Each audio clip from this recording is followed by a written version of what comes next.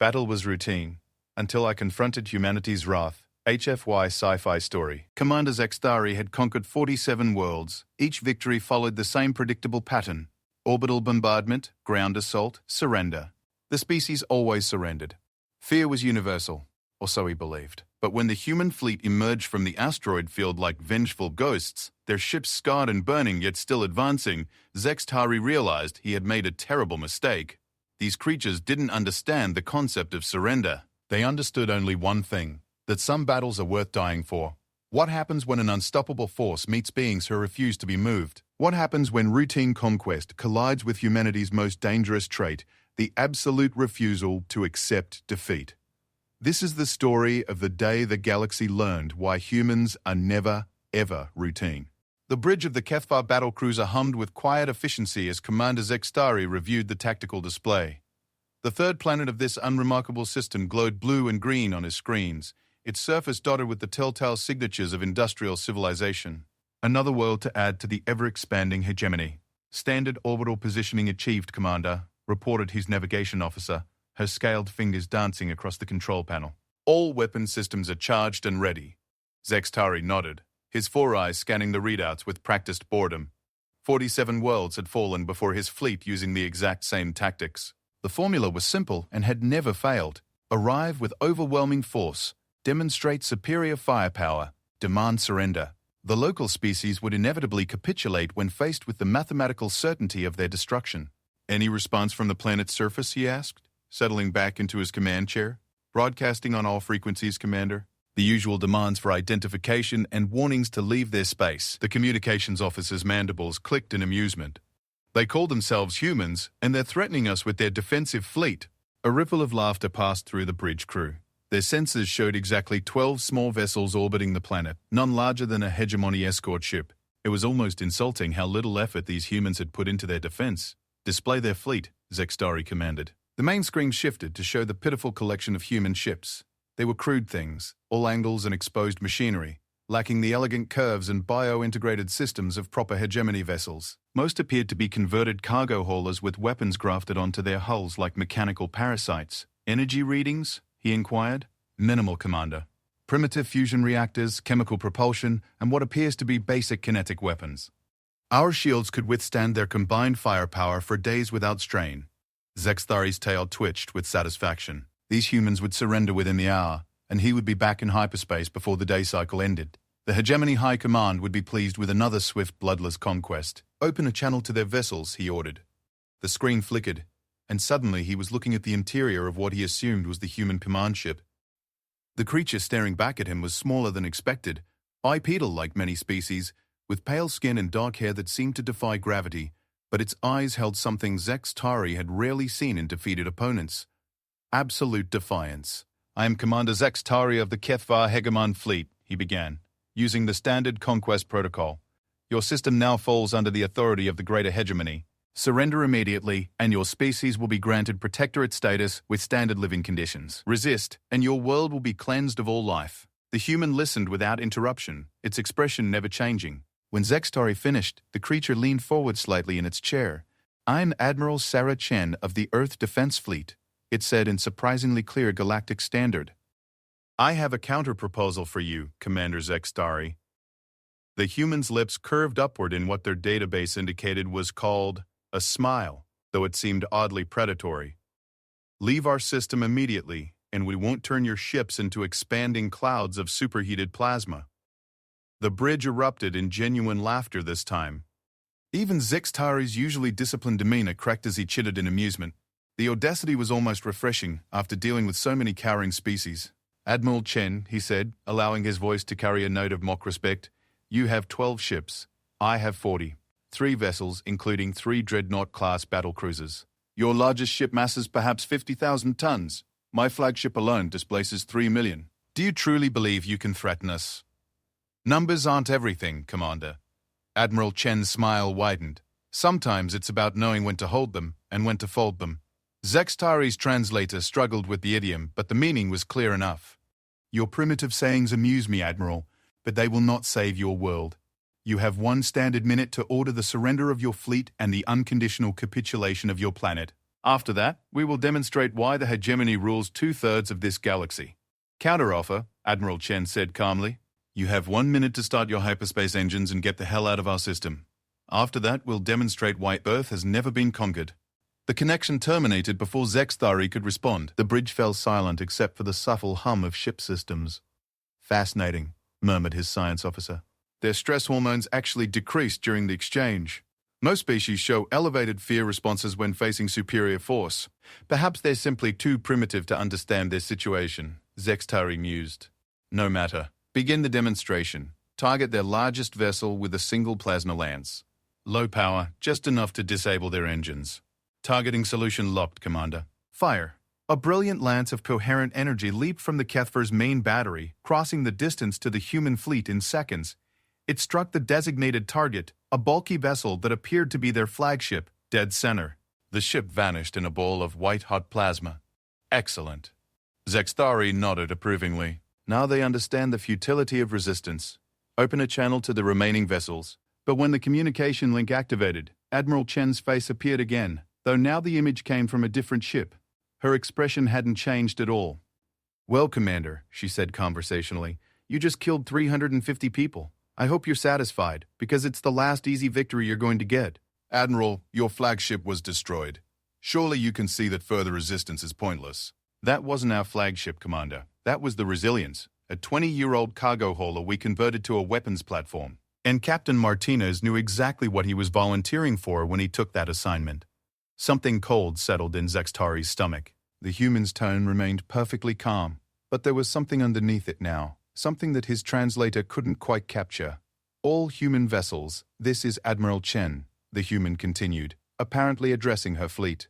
Execute Protocol 7. The remaining 11 ships began moving, but not in any pattern Zexthari had ever seen before. Instead of fleeing or attempting to engage his forces, they scattered in seemingly random directions, some diving toward the planet, others accelerating outward toward the system's outer reaches. Odd tactics, observed his tactical officer. They're separating their forces. They can't possibly believe they can defeat us in individual combat. Perhaps they're attempting to draw us away from the planet, suggested the navigation officer. A sacrifice play to buy time for evacuation. Zexthari considered this. It was a common enough tactic among less advanced species, though usually futile. His fleet could easily destroy the scattered ships and still maintain orbital supremacy. Very well. Divide into hunting groups and destroy them quickly. I want this finished within the hour. His fleet began to separate, individual squadrons peeling off to pursue the fleeing human vessels.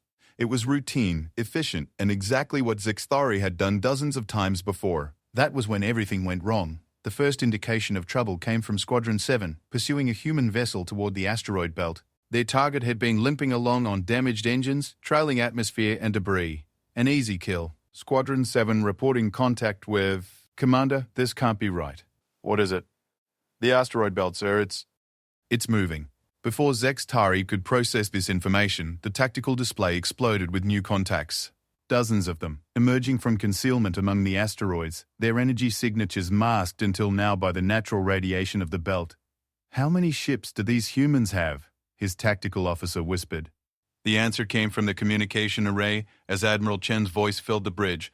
All units, this is Titan Base. Phoenix Protocol is now active. Repeat, Phoenix Protocol is active. Make them pay for every meter. The hidden fleet struck like a hammer. The human ships were still crude and undergunned compared to hegemony vessels, but there were so many of them, and they fought with a fury that Zexthari had never encountered.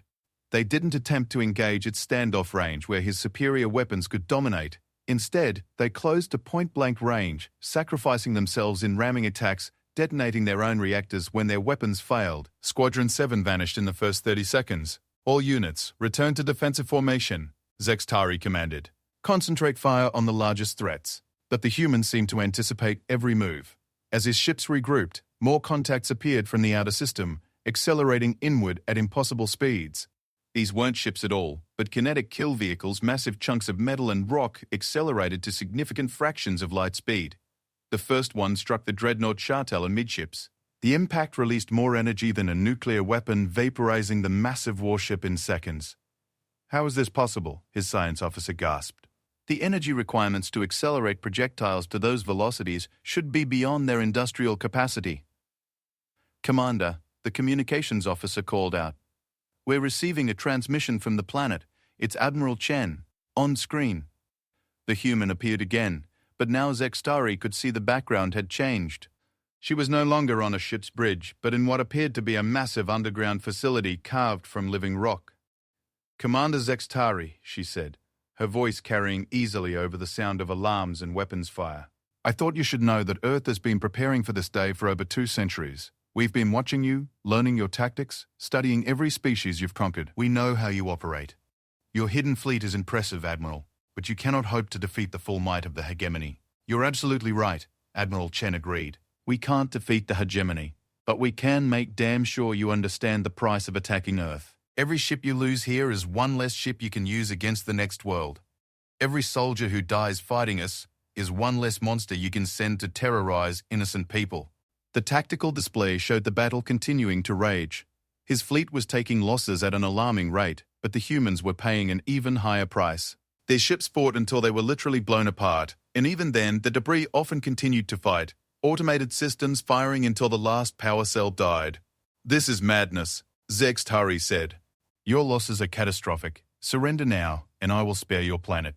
"Commander," Admiral Chen said quietly, "you killed 350 people when you destroyed the Resilience. Do you know what Captain Martinez's last transmission was?" Zekstari waited, though some instinct warned him he didn't want to know the answer. He said, "Give them hell, Admiral. Make the bastards remember us." Chen's eyes seemed to bore through the screen. "Every person dying in this battle chose to be here. We're not fighting because we think we can win. We're fighting because some things are worth dying for, and freedom is one of them." Another dreadnought died, this one torn apart by a concentrated barrage from a dozen human ships that closed to virtually zero range before opening fire. The attacking vessels were destroyed in the explosion, but they had achieved their goal. "Commander," his tactical officer reported, "we've lost 37 vessels. The humans still have approximately 40 ships in combat-effective condition." Zekstari stared at the tactical display. This was supposed to have been routine, a simple demonstration of superior force followed by inevitable surrender. Instead, he was watching his fleet die ship by ship against opponents who refused to acknowledge when they were beaten. "Sir," the communications officer interrupted, "we're receiving multiple hyperspace signatures, large ones." The display updated, showing new contacts emerging from hyperspace at the edge of the system. But these weren't human ships. The energy signatures were familiar, even comforting. "Hegemony reinforcements?" he asked hopefully. "No, sir.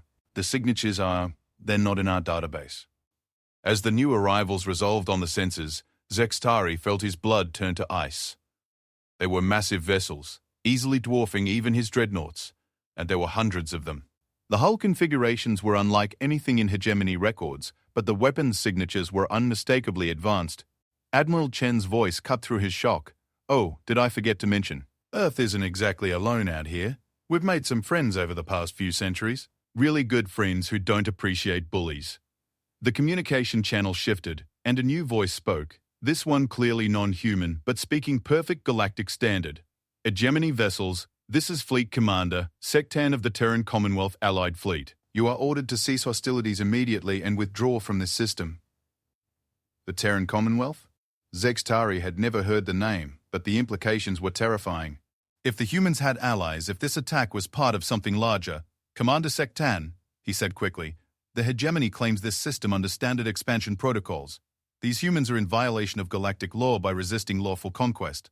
"Commander Zekstari, the Terran Commonwealth recognizes no authority that claims the right to conquest. You have 60 seconds to begin your withdrawal, or we will remove you from the system by force." The Allied fleet was already moving, taking attack formations with mechanical precision. Their ships were not only larger than his remaining vessels, but their energy signatures suggested technology significantly more advanced than anything in the hegemony arsenal. "This is impossible," whispered his science officer. "Humans are a primitive species. How could they have such powerful allies?" Admiral Chen answered as if she had heard the question. "Commander, you made the same mistake every bully makes. You assumed that being alone meant being weak. Humans don't abandon their friends, and our friends don't abandon us. We've spent 2 centuries building alliances based on mutual respect and shared values, not fear and conquest."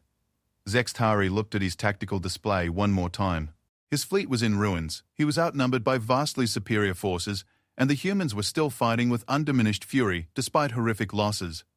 For the first time in his military career, Commander Zextari gave an order he had never expected to give. All ships, prepare for hyperspace withdrawal.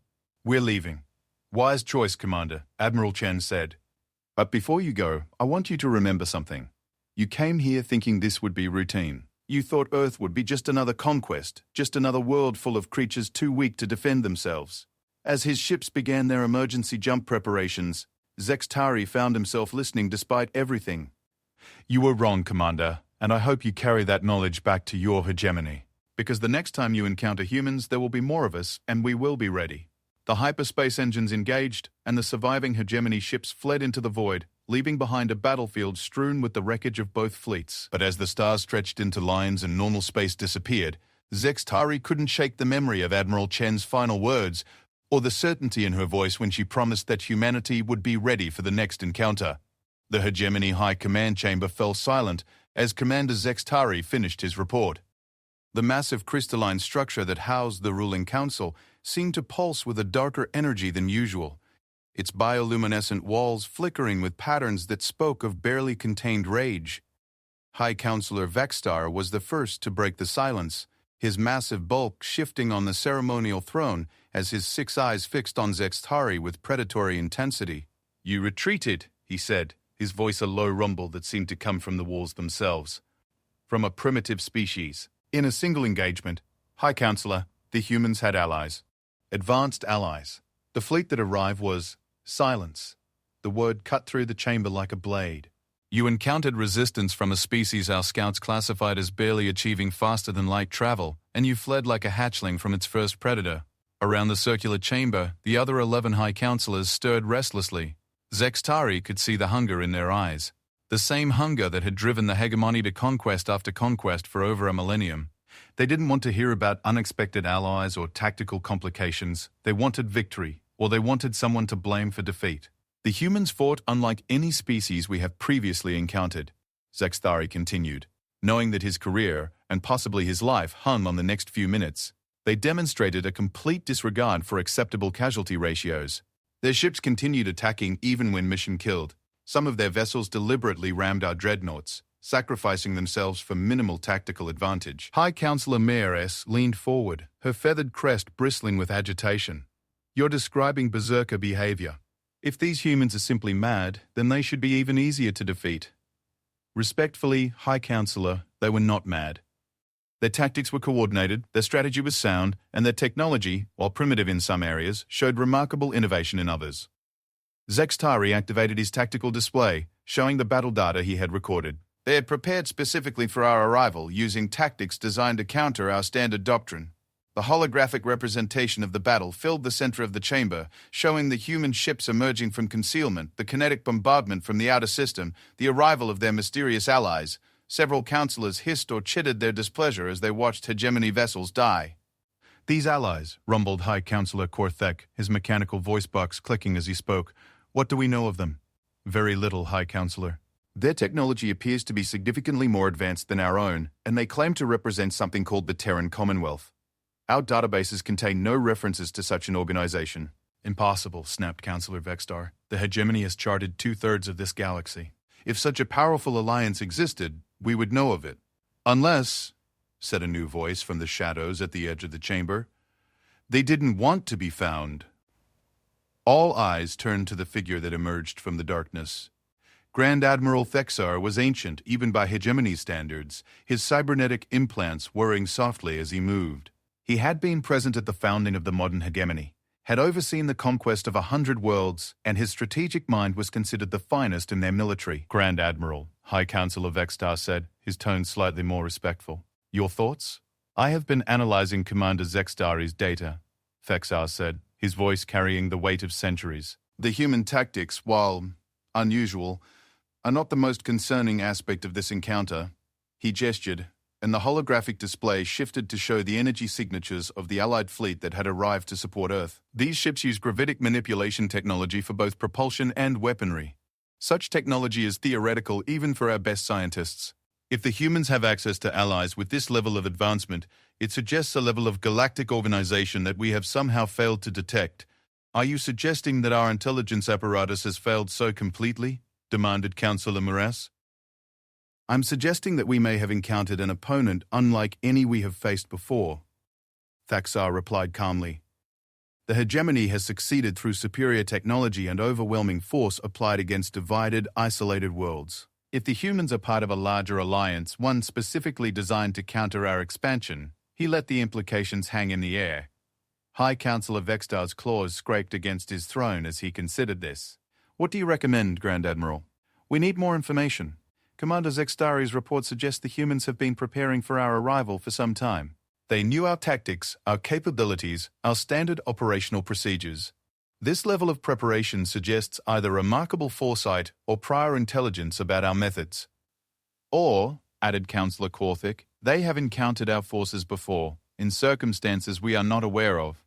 The chamber fell silent again, as the implications sank in. If the humans had previous contact with hegemony forces, if they had been studying hegemony tactics and preparing defenses, it suggested a level of galactic coordination that challenged everything they thought they knew about the current political situation.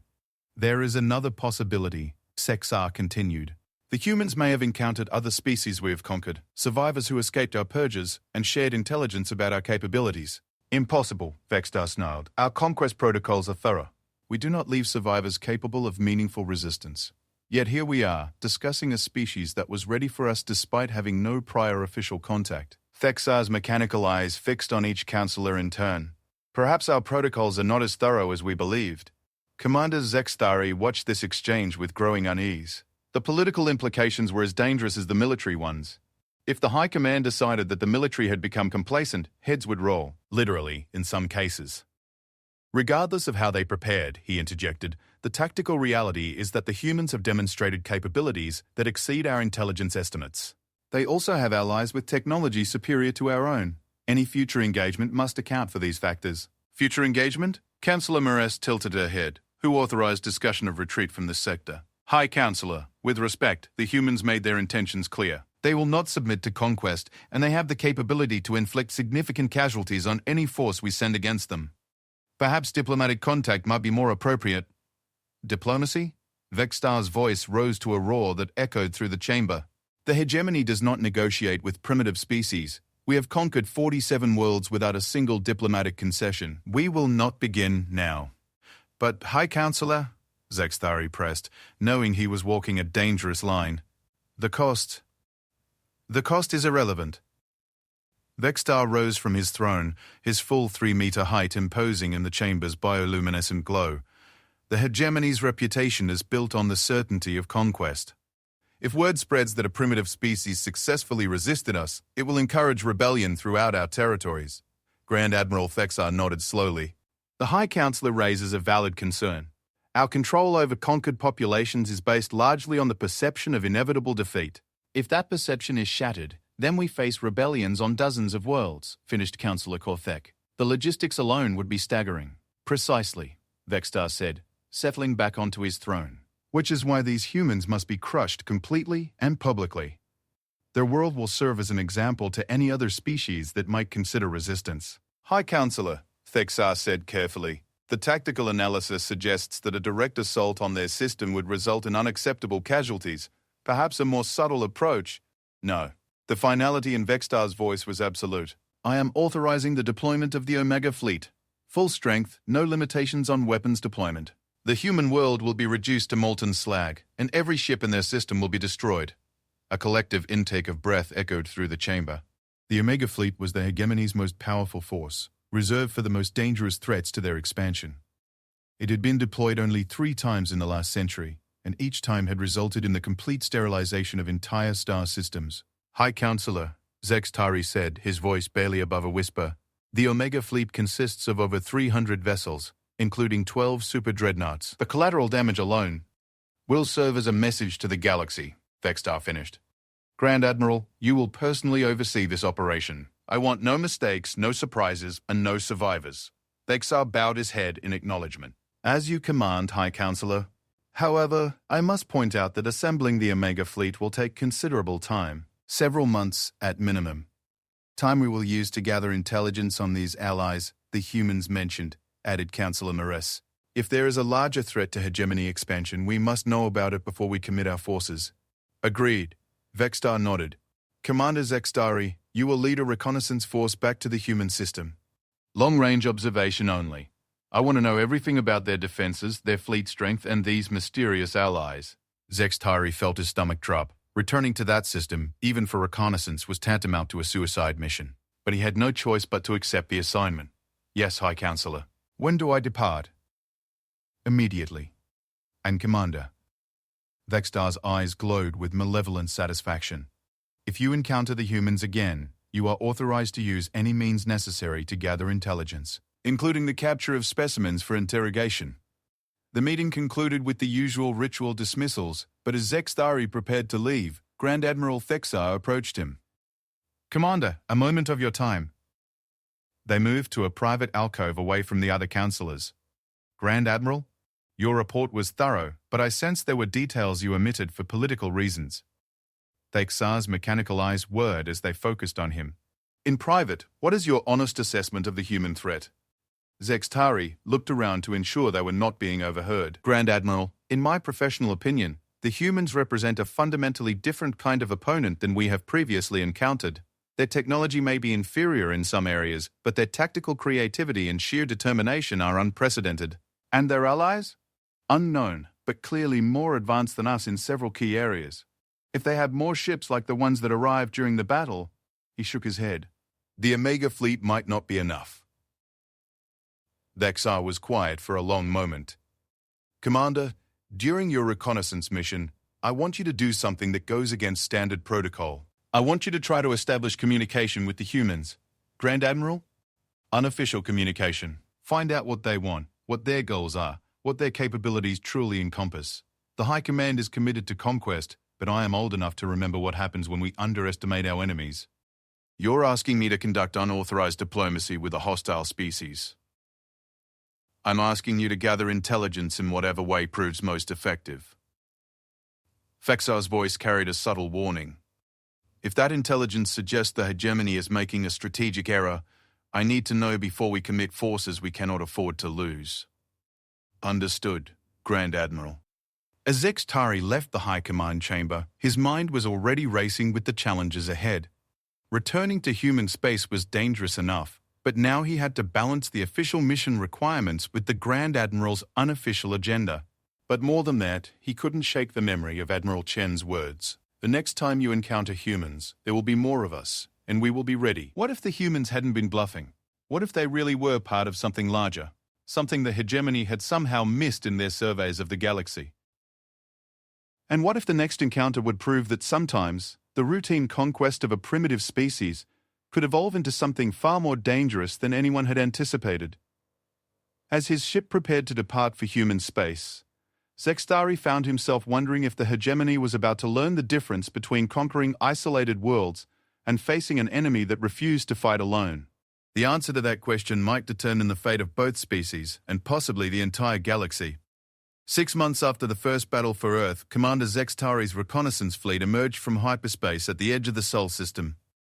What they found defied everything they thought they knew about military logistics and defensive strategy. The system was no longer recognizable. Sensors report multiple artificial constructs throughout the system, Commander.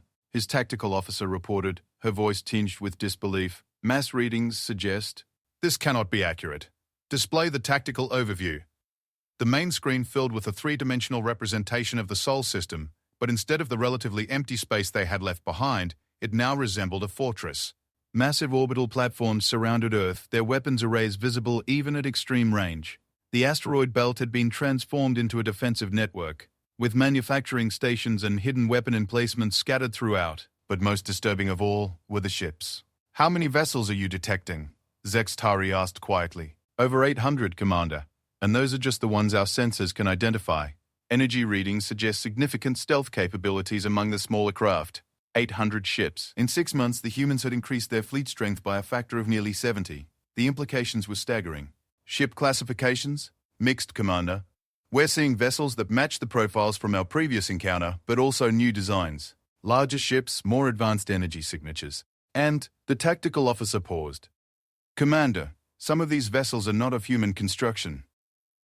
The display zoomed in on a section of the human fleet, highlighting ships that were clearly built using non-human technology. The elegant curves and bio-integrated systems were reminiscent of several species the hegemony had encountered, but there were also designs that were completely unfamiliar. How many allied species are we looking at? Preliminary analysis suggests at least 12 distinct technological signatures, Commander, possibly more. The humans had somehow assembled an alliance of at least 12 different civilizations in the space of 6 months. This wasn't just military preparation. It was a complete restructuring of local galactic politics. Commander, the communications officer called out. We're being hailed. Multiple sources, but the primary signal is coming from Earth itself.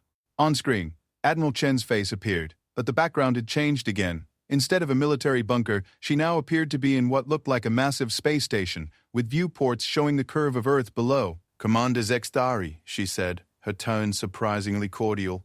Welcome back to Sol System. I have to admit, unimpressed.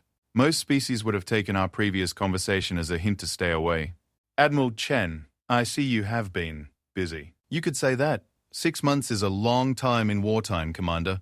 Long enough to call in favors, honor old alliances, and make some new friends. She gestured, and the view shifted to show the massive fleet arranged throughout the system. Would you like the grand tour, or shall we skip to the part where you explain why you're here? Zextari considered his options. Grand Admiral Thexar's words echoed in his memory. Gather intelligence in whatever way proves most effective. Admiral, I am here under reconnaissance orders from the Hegemony High Command. However, I am also authorized to engage in informal dialogue. Informal dialogue. Admiral Chen's smile was sharp. I like that phrase.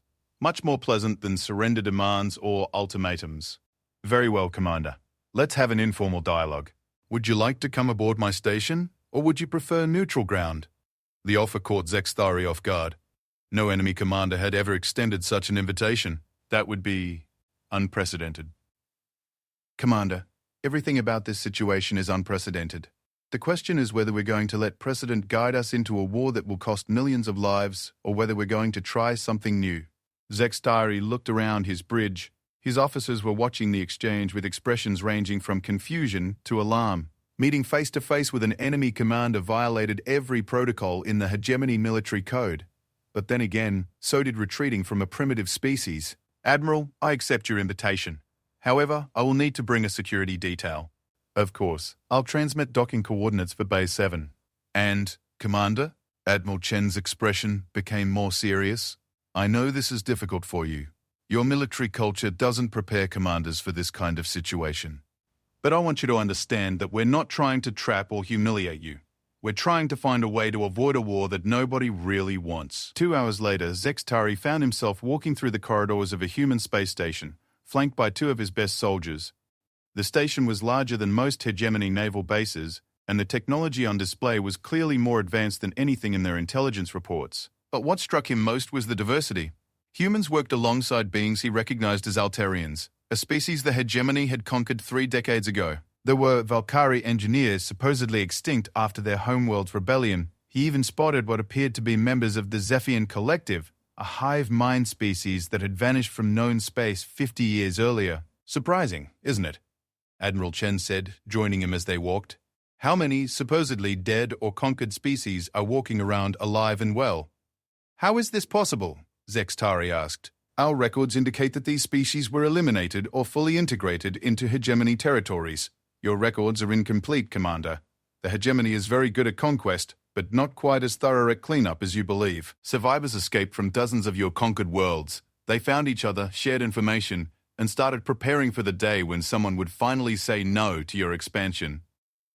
They entered a conference room with a view of Earth hanging in space below. Around the table sat representatives of species that, according to hegemony records, should not have existed. Commander Zextari, Admiral Chen said formally, I'd like you to meet the founding members of the Terran Commonwealth Defense Alliance. You've already met Fleet Commander Sektan. The tall crystalline being nodded.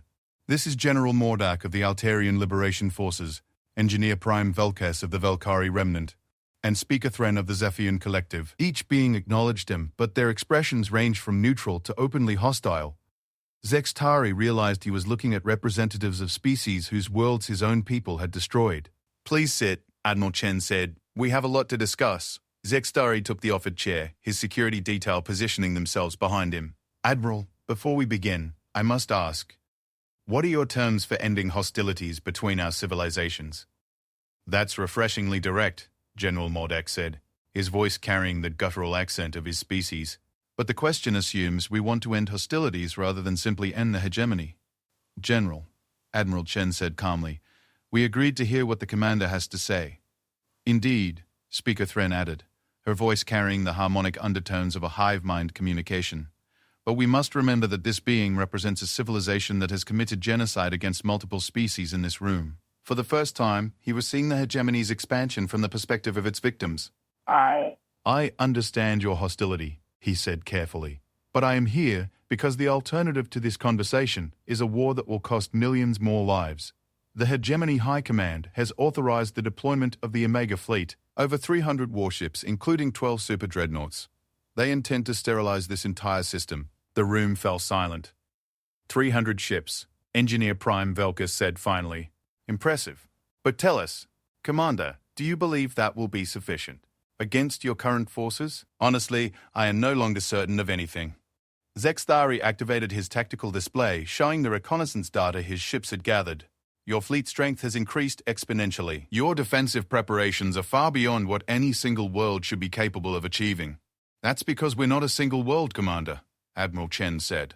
We're a coalition of 43 species across 17 star systems, united by a single principle, the right of sentient beings to exist without fear of conquest or extermination. 43 species, 17 systems. The numbers were staggering. How long has this alliance been in development? Zexthari asked. Formally? About 8 years, Admiral Chen replied. But the foundations go back much further. Survivors from hegemony conquests have been finding each other for decades, sharing information, preserving their cultures, preparing for the day when they could fight back. And that day is now, General Mordak added grimly. It doesn't have to be, Zexthari said. I have been authorized to negotiate terms for a ceasefire. What terms? Speaker Thren asked, her voice vibrating with skeptical harmonics.